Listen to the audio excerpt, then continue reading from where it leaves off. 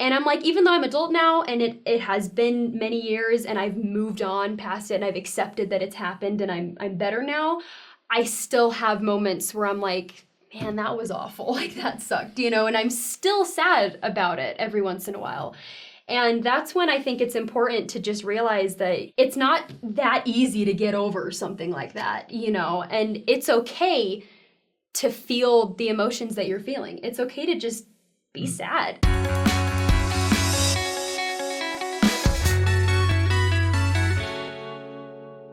Hello, everyone. Welcome back to Saints Unscripted. We've got Alex Lynn with us today. Hello. And we are very excited to have Alex with us.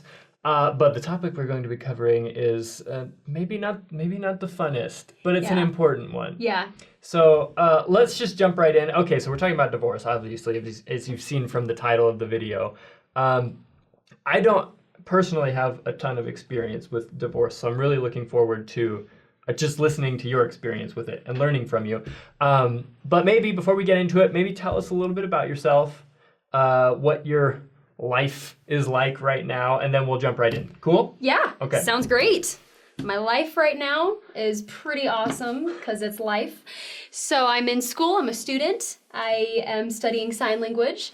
I'm married, and my husband is also in school. He's studying psychology, and we're both just living in Provo and just living it up, you know? My family, my wife and I are friends of the Lynns. Not as good of friends as we would like to be because we moved out of the area, but yeah, Alex and Austin are pretty cool. Good people. Thanks. Good people. So I don't know much about your background though. From talking before we started filming, so your parents were their divorce was a kind of a process, right? They separated first. Yes. And then were later divorced. Tell me about what that was like for you. Walk me through the process. Yeah, sure. So I was in high school at the time. I think I was a senior is what it was. And so at that time, my parents had just separated and my dad had moved out. And it was kind of like that for quite a while. And so I had graduated high school and had moved out with all of that being, you know, just separated, but the divorce wasn't quite finalized at that time. And so it was kind of painful knowing that my parents were still technically married, even though they were like not together, if that makes sense. And so that was kind of a hard thing. Was it a surprise to you when they separated, or was it kind of like they don't really get along, so not super surprising? No, it was actually a huge surprise. Like, nobody saw it coming at all. Like, it was I was reading some of your feedback in our outline, and you kind of mentioned that you thought you kind of had the ideal family, right? Mm-hmm. And that was kind of shattered. Yeah. It was kind of, it did kind of feel like the ideal family, just because, you know, it was just mom and dad happily married, and then like their kids, and then you're just kind of going through life and whatnot. And I remember people telling me like, oh, your parents are so cool, and if anybody can do it, it's them, you know, and just all this stuff. And I was like, oh, cool. So like, my parents have this great marriage, you know, and that's kind of what everybody thought. And so then when the separation happened, it was like totally blindsided, you know, it was like a hit in the face. It was like, wait a second, what's happening right now, you know? And so it was a total shock to everybody around. How many siblings do you have? I have three. Three, so 4 kids total. Yes. And was that kind of, it was just a shock to all 4 of you. Mm-hmm. How did you cope? How did you react to when that happened? So for a while, I felt like I really wasn't coping. You know, it was like I said, totally blindsided. I was just kind of living life at that time, just all this craziness just happening. And at the time I was in therapy because I had also learned about some mental illnesses that I had at the time. And so I was in therapy, and I kind of talked with my therapist about it a little bit, but I was mainly there for like my mental illness stuff. And so that was probably the biggest way that I had to like get over it. But at the time, you know, I can't really think of anything that I had that was personally helping me. Because, you know, if you think about it, I was a teenager, and teenagers and kids aren't going to ask for help most of the time because they don't really know how, you know, and it's kind of, they don't really know who to go to. They don't really know how to ask for help. They don't even really know what exactly they need. And so that was kind of me, you know. I mean, I of course had my family. Like, we were all going through it together, and so we like helped each other. But for the most part, I was kind of just not really sure what to do. And so I would say that the best way I was able to kind of get through it was when I moved out. I had graduated high school, I moved out, and I moved here to Utah, and my sister was living out here. And so it was nice to just kind of be away from it and to just kind of be with my sister and talk about it with her and everything. That's probably the best way I was able to kind of get through it. What made that the best way to get through it? Well, because at the time I was, you know, I was just with my mom and only really hearing one side of things. You know, I wasn't really hearing the whole story. And not to say that that was like bad or anything, because, you know, when you're only with your mom, you're not going to hear your dad's side of the story because you know, and so it was kind of hard to just kind of know what was going on. And so being away and kind of looking at the whole picture from a whole was kind of like, okay, you know, maybe there are two sides to this story. And I, like I said, I was living like away from my family. And so I was kind of becoming an adult and was kind of realizing, okay, I can handle this a little bit better now that I am away, and I can hear my sister's perspective, and the both of us just kind of got through it together like that. It's interesting because like when you're a kid, you don't really comprehend or understand what it's like to be like an adult, a functioning adult. You just kind of like trust your parents to like take care of everything. Totally. But then when you get older, you kind of realize, oh, you know, maybe being an adult isn't all it's cracked up to be, and I don't know how my parents handled it so well, you know? Yeah. You had mentioned, so we've done a couple other episodes on divorce, but they've been mostly about fairly recent divorces, like somebody's parents got divorced and then we bring them on the show type of thing, or we've had them on the show. But your parents, they were separated, and then a few years passed, and then they got divorced, and it's been a few years since then, right? It brings to mind the old adage, "Time heals all wounds." Is it true or not true? Looking back on the years that have passed, where are you at? Oh, well, that's a great question, just because yes, time did kind of heal my wounds in that way, but at the same time, things still come up, things still happen where I kind of have to go back and relive that pain. And I'm like, even though I'm adult now and it has been many years and I've moved on past it and I've accepted that it's happened and I'm better now, I still have moments where I'm like, man, that was awful. Like, that sucked, you know, and I'm still sad about it every once in a while. And that's when I think it's important to just realize that it's not that easy to get over something like that, you know, and it's okay to feel the emotions that you're feeling. It's okay to just be sad and just, you know, because you're grieving. Those are like natural human emotions. And so every time that happens, I'm just like, you know what, I'm sad right now. And I just allow myself to get through that emotion, and then I'm able to get over that and then continue life like normal. So if that answers your question. Yeah, I think that's super important, because I think there's this paradigm in the world that it's not okay to grieve, you know? Yeah, totally. And that's not the case at all. Through this process, so you're married now. Your husband's great, Austin.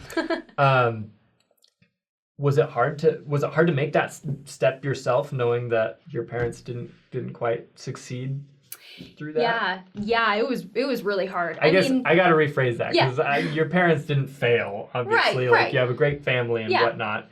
But I imagine it would be really hard to make that step of marriage, knowing that, you know, your parents had just been divorced.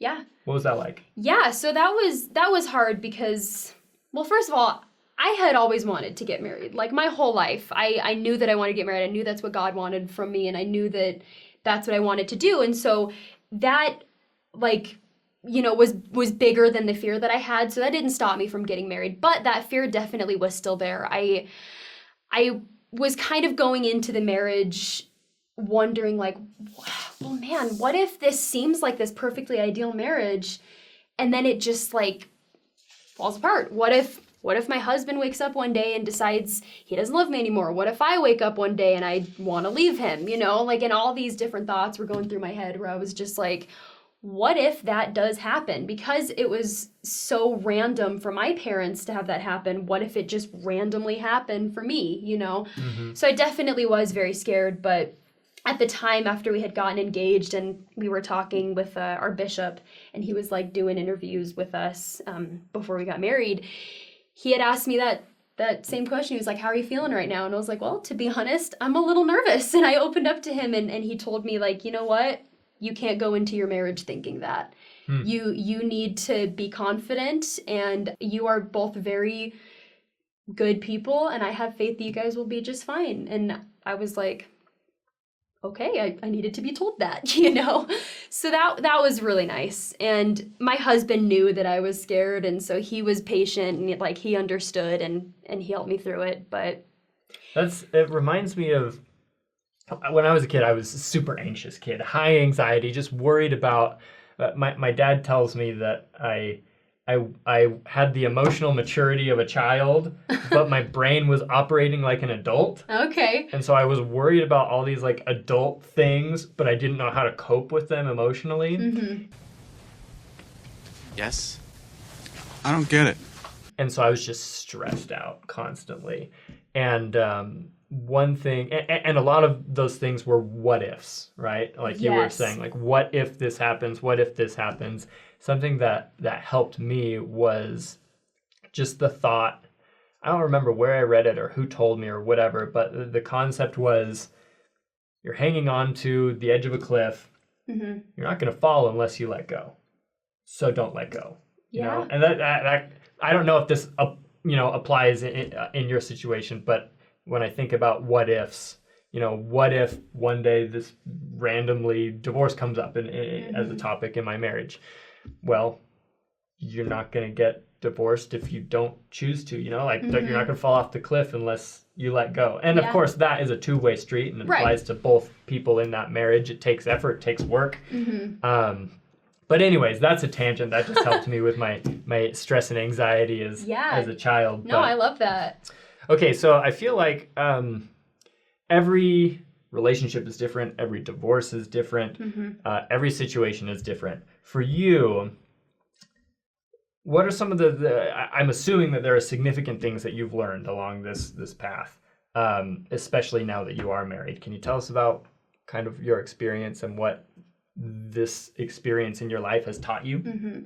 Yeah, so I think one of the biggest things that I learned when it comes to relationships, whether you're married or you just have a good friend or, just whatever, is communication.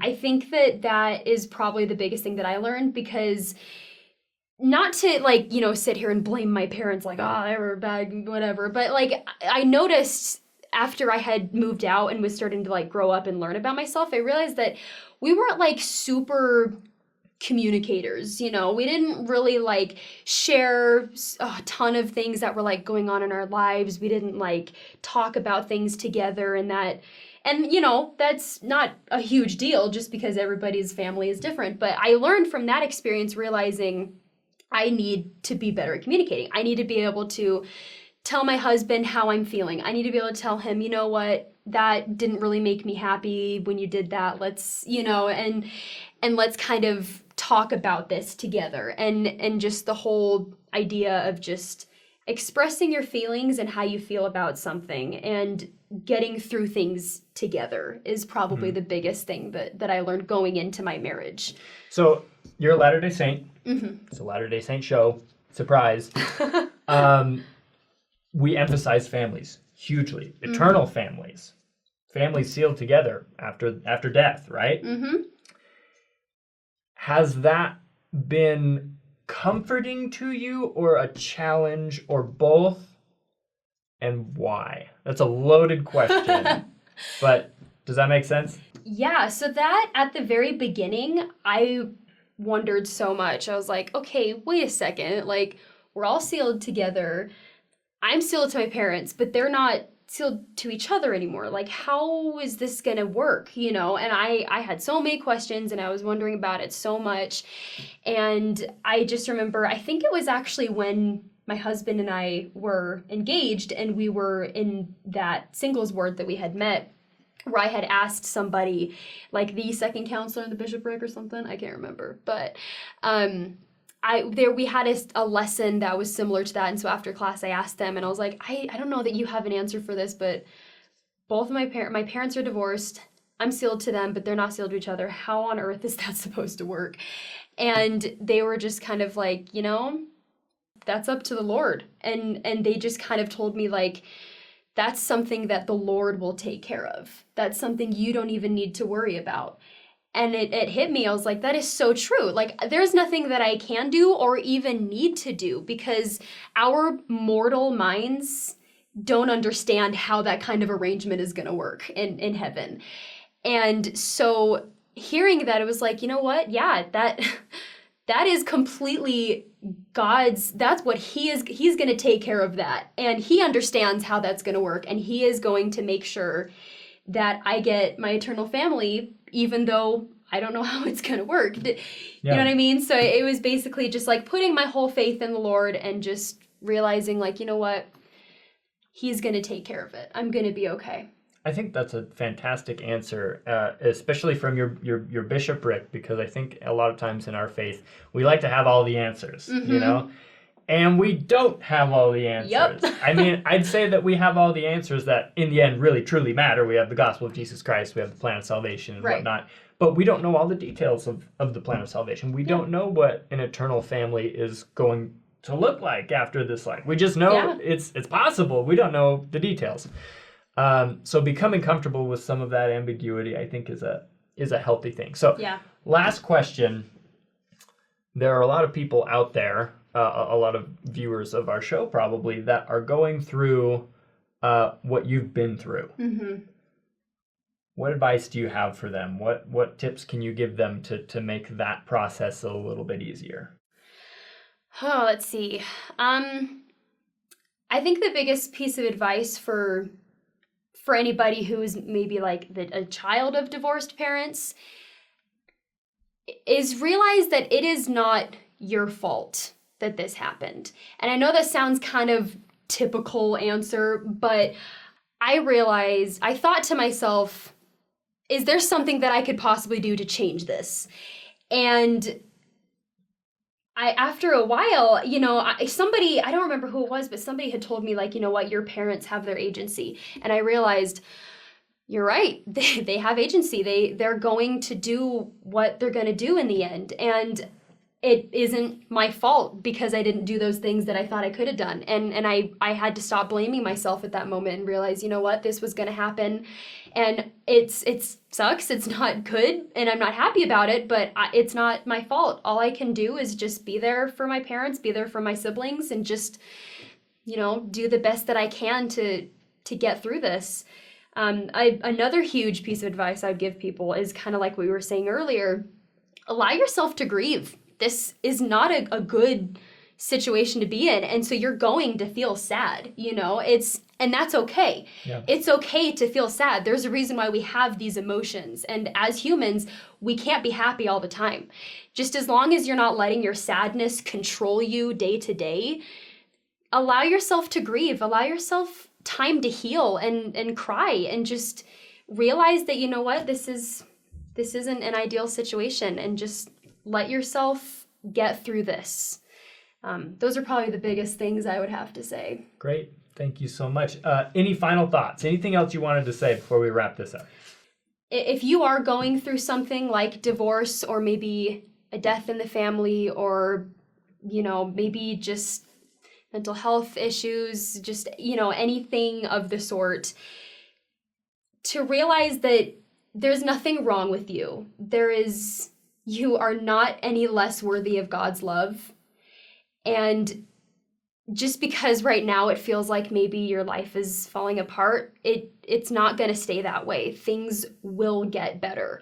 I used to think, how is this ever going to get better? This is like the worst thing ever. How am I ever going to feel happy again? And like I said, I allowed myself to grieve, and years later, I realized, you know what? Things are going to get better. Things are going to be okay, and you will be happy again. Perfect. I can't add anything to that, anything better. So that was magnificent. Thank you, Allex, for sharing your experiences with us. Thank you. If people have questions for you, is it okay if they leave them in the comments section? Yeah, absolutely. This That'd be will great. be on YouTube and probably at some point on Facebook. So if you have questions for Allex, leave those in the comment section. Don't forget to subscribe to the channel if you haven't. And have a good one.